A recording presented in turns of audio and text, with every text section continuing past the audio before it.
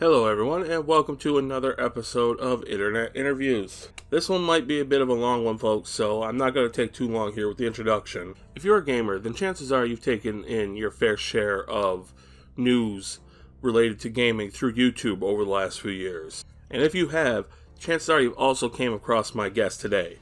During his time on the platform, my guest has garnered his share of followers through his amicable personality and the way he portrays the news and his opinions on gaming.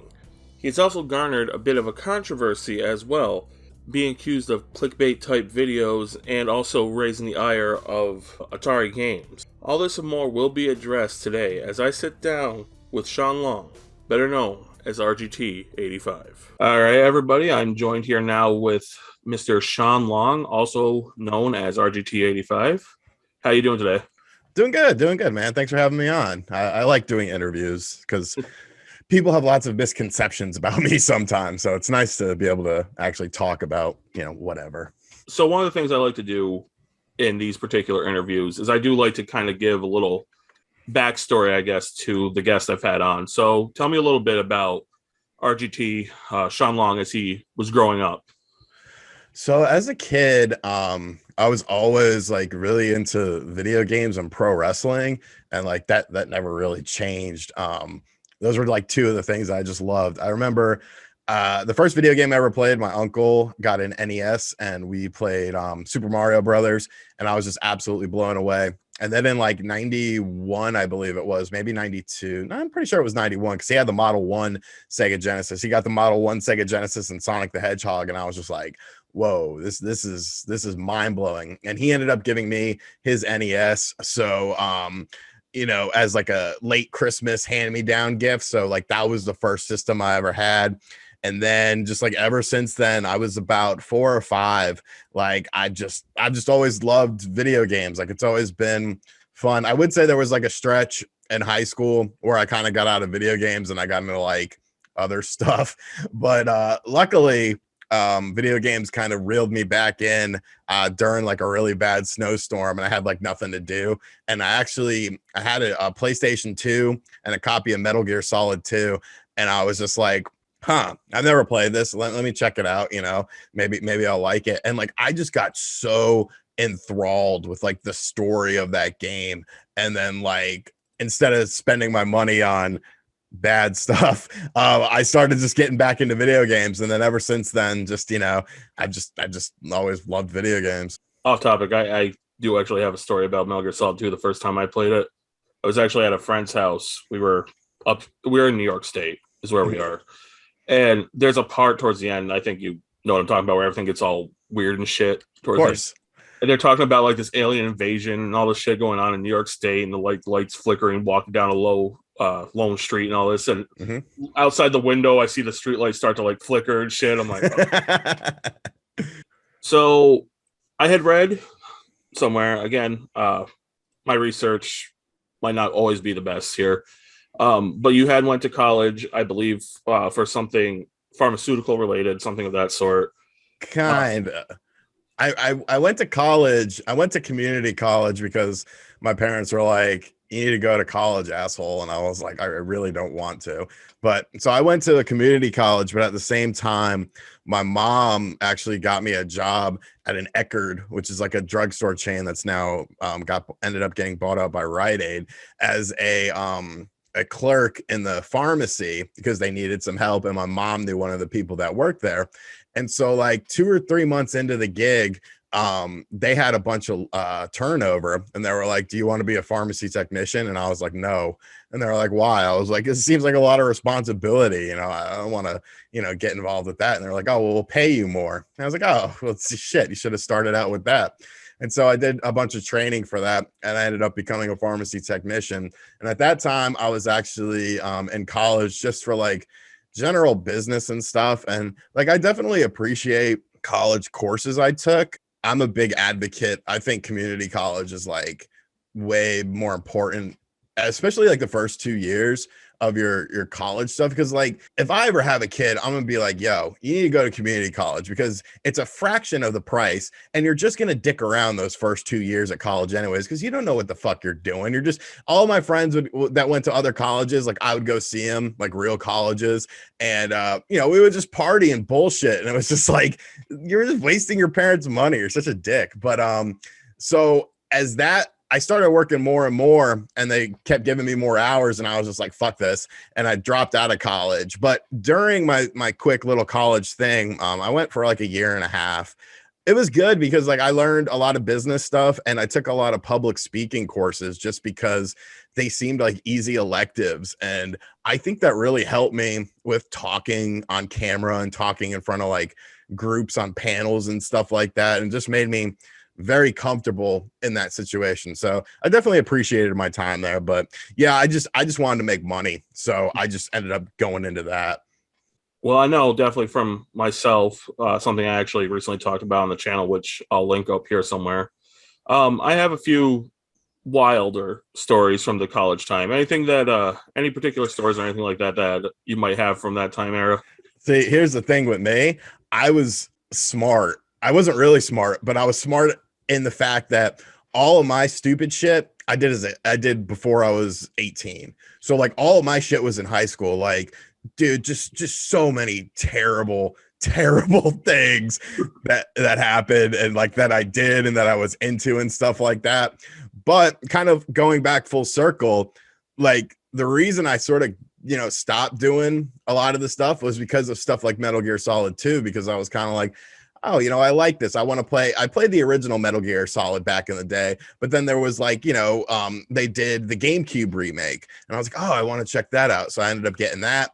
And then that's sort of like, to some degree, I would say video games saved my life, because, a lot of my friends from that time period are dead, in jail, addicts, or, a few of them made it out okay. But like, for the most part, man, it was just like that crew I was running with was just like, and I experienced it firsthand, as I got older and stuff, just losing friends left and right. And I was just like, fuck, man, this is heavy. Like, I'm glad that I found an escape from that sort of stuff, because, I was the kind of person where, I didn't care about anything. So, I feel like if I didn't sort of find something else to take my time, I skateboarded a lot too. So it was like skateboarding and video games, man, who knows? Like, I honestly, I probably wouldn't be here. I would probably be dead or in jail, just like a lot of my friends are, unfortunately. So to move on from that to something probably a little less heavy, I guess. Sometime around college years, shortly after that, before you became a full-time YouTuber, you were working for Nintendo Enthusiast. How'd that job come about? So back at the end of 2011, I had also left the pharmacy gig after like 2 years to end up becoming an assistant manager at a GameStop. And I did that for 9 months, and they fucked me over hardcore. So I ended up quitting and then going back into the pharmacy game. And I stuck with that for a while. And then, like I said, in late 2011, a buddy of mine was writing for this website called gamingtruth.com. And I was like, what's that about? And he was like, oh, we write stuff, and, companies send us free games and stuff. I was like, word? I was like, let me get in on that. And he was like, can you write? I was like, well, I was always good at English in high school and college. Like, I always aced those classes. They were the only classes I was really good at. I was like, just let me try. And they were like, okay. So I ended up talking with the site owner, who was at the time local, and 3 of us hung out, and he was like, yeah, give it a try. And so I remember my first review on that website was Shinobi for the Nintendo 3DS, and that dropped in January or February of 2012. And they liked what I did, and they were like, all right, cool, you'll come on board full time. So it was cool because like they put me in charge of like the Nintendo related stuff, because I was the only one that had a 3DS on the team. So like I remember I got Metal Gear Solid 3D for free, and like Konami sent me some extra swag. Resident Evil Revelations, they sent me like 3 copies of that game for some reason, and like a beanie with like a crisp beanie with like headphones in it. I was like, this fucking kicks ass, like this is awesome. And just as time went on, people ended up leaving that site. The owner of the site is actually a guy by the name of DJ Knight, who is like nowadays he's like a huge Twitch streamer. He does a lot of like promotional stuff with Twitch. Like he ended up really making it big. And then all the other guys, we were just kind of like, well, you know, let's go our separate ways and see what's out there. And so at that time I was kind of like, well, do I want to keep, you know, writing and stuff like that? So since I was doing a lot of Nintendo stuff, I ended up getting a Wii U when it launched, and I reviewed a bunch of games for that. And so I was kind of like, well, you know, as far as modern stuff is concerned, I seem to be, you know, doing a lot of Nintendo stuff. Let's look at some Nintendo websites. And I remember I sent an email to Nintendo Everything, Nintendo Life, and Nintendo Enthusiast.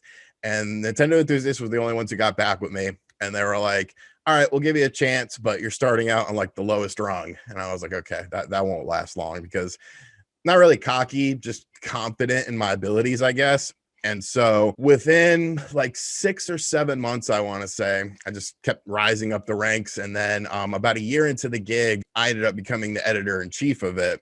And so now, besides just the free games, I'm getting a little bit of money too. I was like, that's cool. And they also had a YouTube channel with like 1,000 subscribers on it. And I was like, holy shit, that's so many subscribers. I was like, let me make videos. And they're like, okay, have you ever made a video before? I was like, nah. They're like, do you know how to make a video? I was like, nah, I'll figure it out. Don't worry about it. So right around that time, another guy, because this website was based out of Canada, another guy got on who lived in Canada that was very good friends with the site owner. And he came in to do video stuff. And they're like, oh, you two will be working together. I'm like, fuck this guy. Like, what's he bringing to the table? So it was very funny because I'm sitting there with like a 480p webcam, like a lamp, and Windows Movie Maker. No fucking clue what I'm doing. And this motherfucker comes in. He's got a camera crew with him, like $3,000 cameras, audio equipment. He's filming at ANC Games in Toronto, which is like a huge retro video game store there, just blowing me out of the way in terms of like quality. And I'm just like, fuck this motherfucker. We ended up becoming very good friends, but that was sort of my little first taste of YouTube as I was doing the writing stuff. At some point, obviously, you left Nintendo Enthusiast and you started focusing more on your own content. What made you decide that it was time to kind of move on from that job to do your own thing? Well, so I started wanting to talk about like other stuff in video format because the channel ended up getting, you know, pretty decent steam, I would say. And, you know, it was kind of like a conflict of interest because I can't really talk about Sony stuff on a Nintendo website. Retro gaming, nobody cared about it on that channel. And so they actually encouraged me. They were like, well, just make a side channel. You know, everyone that does stuff on that website, they actually had their own personal side channel. And I was just like, okay. And so at that time, the Coleco or it was actually the Retro VGS. The Retro VGS was getting a lot of talk. And there was like new FPGA hardware was starting to come out with a lot of these systems. So initially, the channel was called Retro Gaming News 85. And I was like, I don't really like that because now I'm sort of pigeonholing myself to just news. I want to talk about other stuff. So I changed it to Retro Gaming Tube 85. So I just started doing some videos on it. And I remember I had two of my buddies, Gilly the Kid and Rerez, come on. And I was like, hey, let's do a hangout and just talk. And they're like, okay, what do you want to talk about? I was like, I don't know. And they were like, what is wrong with you? And I was like, well, I mean, you guys got a lot of subs. I'm trying to build this channel up because in my mind, I'm like, Nintendo Enthusiasts had like 30,000 subs when I left them. And I left them on very amicable terms. Like I'm still very good friends with the now current editor-in-chief over there. In my mind, I was like, well, great. You know, I'll get at least half of those people to come over there from that site. I think I maybe got 800 subs from that. And like, that was it. And I was just like, why does nobody care? So like those two guys at the time had way more subs than me. And so like I literally just hit go live and we're just sitting there and they're like, what the fuck are we going to talk about? And I was like, I don't know. Share it out with your Twitter people. Let me leech off of you. But I remember during that, Gilly was like, you're going to hate your name. I was like, why? And I was like, Retro Gaming Tube 85. It's good. He's like, nah, it's too long, man. I was like, nah, you're crazy. You're crazy. And then I started wanting to talk about other stuff. And I'm sitting there and I'm like, Retro Gaming Tube 85, like, you know, retro gaming. That kind of pigeonholes me once again. So about a year and a half into it, I remember I DM'd Gilly and I was like, you're a shithead. You were right though. And I changed it to RGT 85. And that was just like video games. I'm just going to talk about whatever. That ended up At first, it was just like any other YouTube channel, but that channel ended up picking up really good steam. And I was running that channel while still working full time doing the pharmacy tech gig. And like it started getting to the point where like some months I was making just as much doing YouTube stuff as I was doing the pharmacy stuff. And I'm like, holy shit, maybe there's something more to this. So I kind of got to a point where it was like I was running myself ragged. Like I'd work like 9 to 6. So I would wake up in the morning and, I'd go to work. At work, they were very cool because they knew that this was kind of like something I wanted to do more so than work. Like I was always checking my phone, looking at gaming news, gaming information, and I'd take the work computer and just start looking around at websites like on my lunch break and stuff. And I'd formulate some ideas in my head.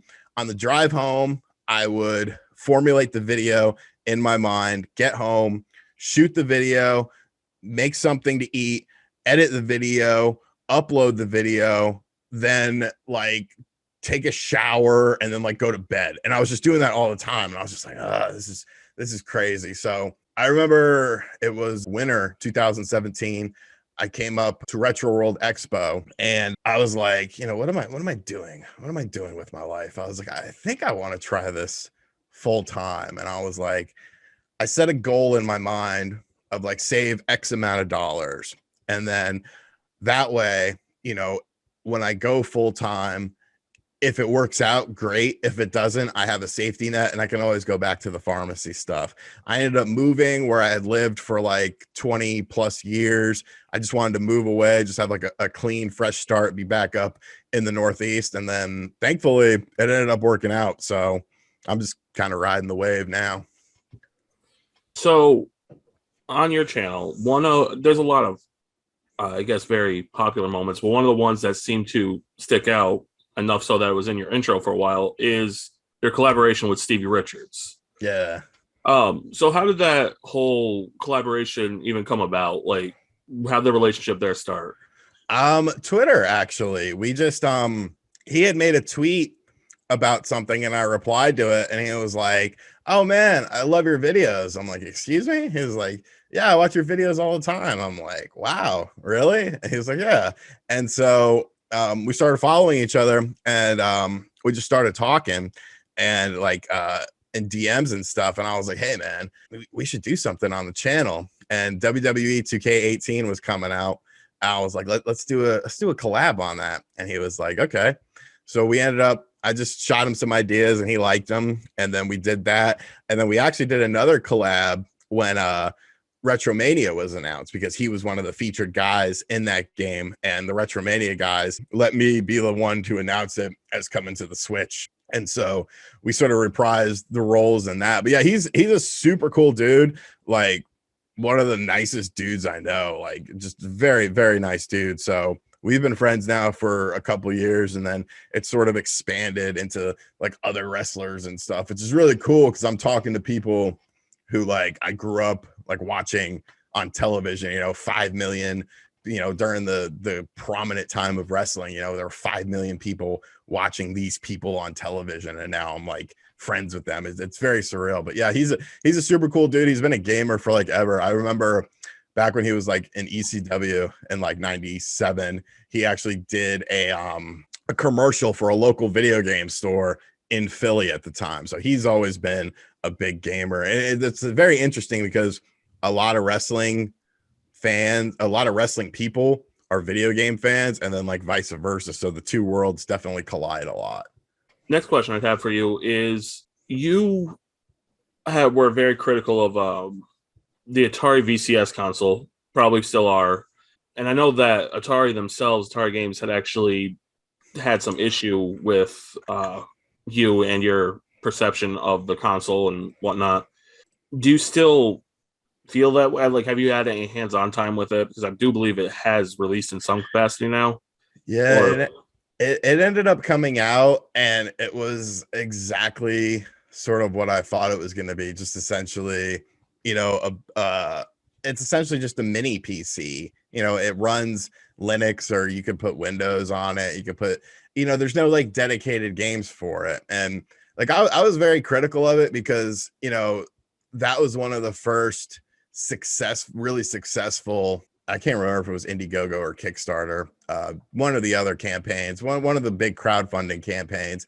And it was kind of like, you're Atari. Like, I don't crowdfunding to me is for, the person, who's not a big entity. I'm not a fan of, Atari or Platinum Games or any major company that's made successful products that have made tons of revenue doing these Kickstarter campaigns. Now, if they're doing it as something like a pre-order thing, that's a little different. But in this situation, it was like, well, what are you pre-ordering? Like, what are the games on here? And there was, there's like no dedicated games to it. It's essentially just like a mini PC that you could buy for a fraction of the price. So yeah, they got really pissed at me. They called me. I remember they called me like fake news and stuff like that. And I was just like, it was kind of a cool moment. It was a double-edged thing. It was kind of like, y'all are weirdos, but at the same time, it's like, wow, people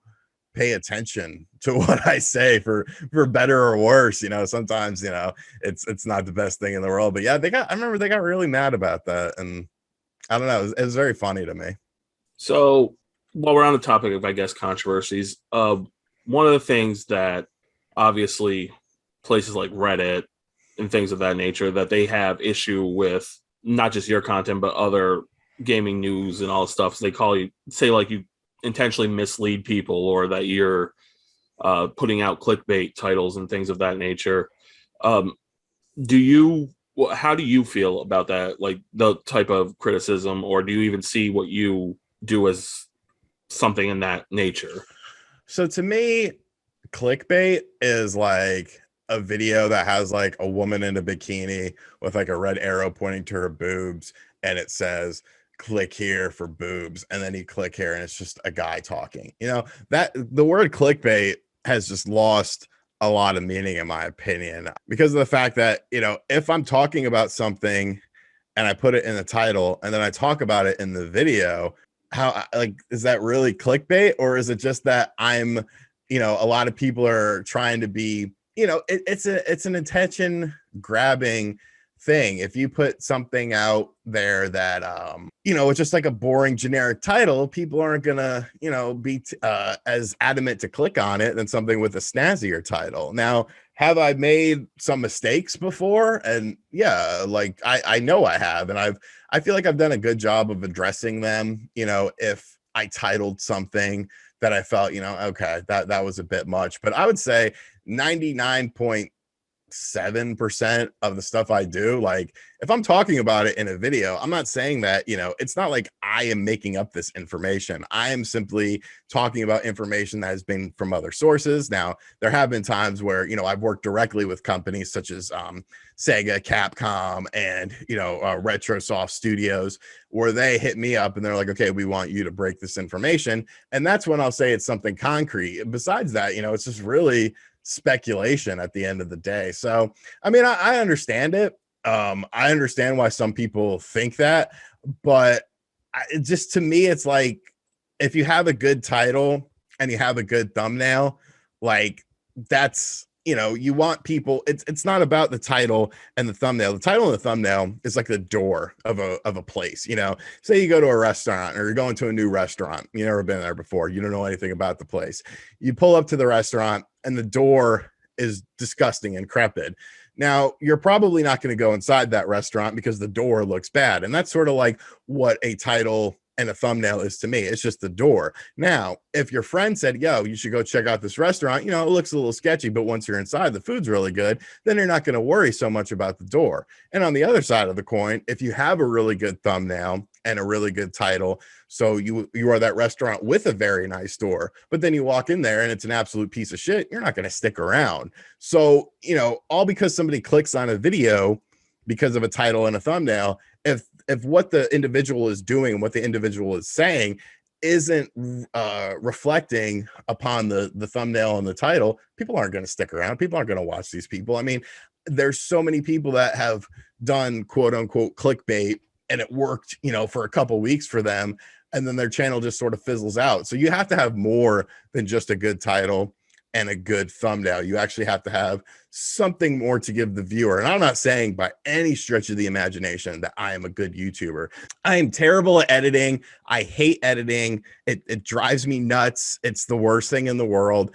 And I get by a lot on personality. But if people like your personality, then they're going to watch your stuff. So, I mean, I understand it, but at the same time, it's just kind of like, you know, it's just kind of how it is. And if the content isn't good enough to keep people engaged, then your channel's not going to go anywhere anyways. So outside of YouTube, we have a book that you yourself had wrote. Unfortunately, I don't have the title here. I was stupid and didn't write it down. The complete guide to the Sega 32, or the complete Sega 32X guide. Yeah, that one. Link to that down below. Also, Amazon and whatnot. But how was it making the book, like, versus your normal creative projects like on YouTube and whatnot? It was a very interesting thing because I'm a very impulsive person. That's just how I've always been. And I literally woke up one day and I was like, you know what? I want to write a book.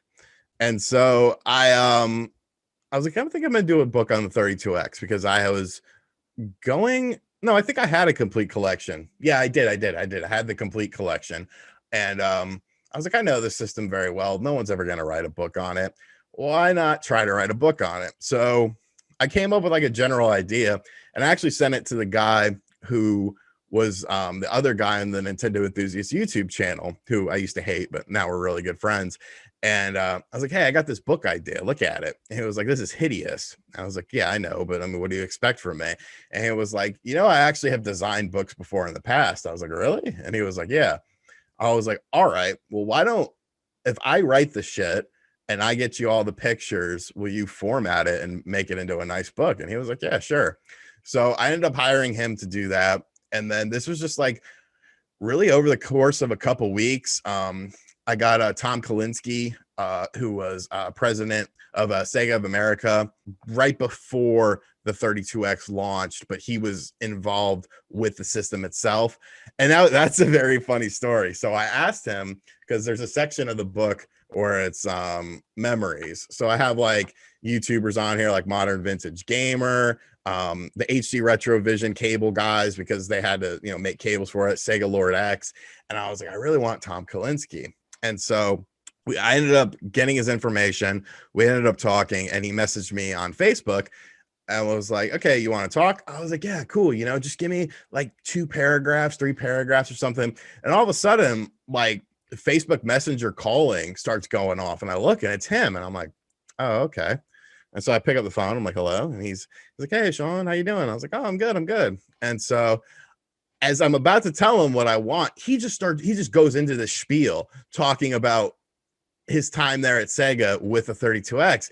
And so I'm listening, and about 30 to 45 seconds into it, I'm like, holy shit, he's giving me his interview live, and I'm not taking any of this information down. So I coughed. I remember I coughed really loud in the phone so that he would stop, because I realized what he was doing. And I was like, oh, sorry. And I just started kind of dragging my feet a little bit, ran over to my computer, and I just had to type as he was talking to me. So whenever I'd get kind of behind, I would just cough again. So that way it would free up like, you know, another 10 to 15 seconds.